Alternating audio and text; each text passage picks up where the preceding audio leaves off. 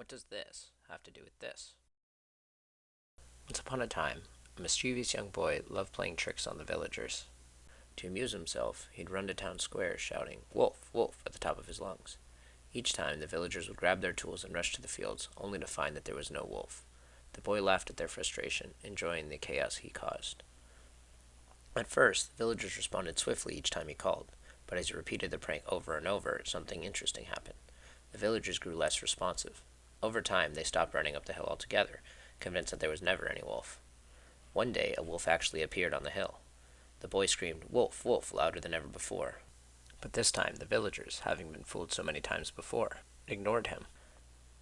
This is a classic example of desensitization, where repeated exposure to a false alarm made them less likely to respond, even when the threat was real. While this is a story meant to teach children not to lie, we can learn a lot from it in the context of a duel by changing one key viewpoint. What if we are the wolf?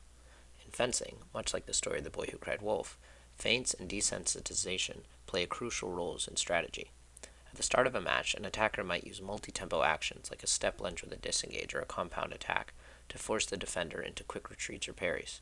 Each time the defender reacts swiftly, sensing the threat and moving back to safety. These initial attacks are like the boy's false cries, causing the defender to expend energy and focus on defending against what turns out to be a feint. Over time, however, the defender becomes accustomed to these multi-tempo attacks and begins to respond with less urgency.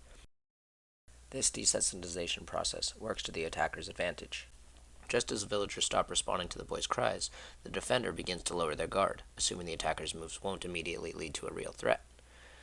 Recognizing this shift, the attacker adapts. With the defender now less reactive, they switch to a single tempo action like a straightforward lunge or a flesh. Because the defender is conditioned to see the attacker's actions as bluffs, they're less likely to respond in time, allowing the attacker to close the distance and land a hit.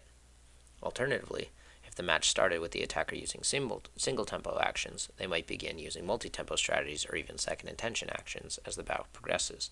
By shifting to more complex, multi-stage feints, the attacker makes the defender second-guess their responses, potentially freezing or overcommitting. These changes in tempo and intent exploit the defender's evolving reactions, using conditioning and desensitization to draw them into a trap, much like the wolf ultimately capitalizing on the villager's conditioned disbelief. In both cases, by conditioning the defender to react in predictable ways, the attacker gains control over the pace and dynamic of the match, using strategic deception to break down defense and ultimately land the decisive strike.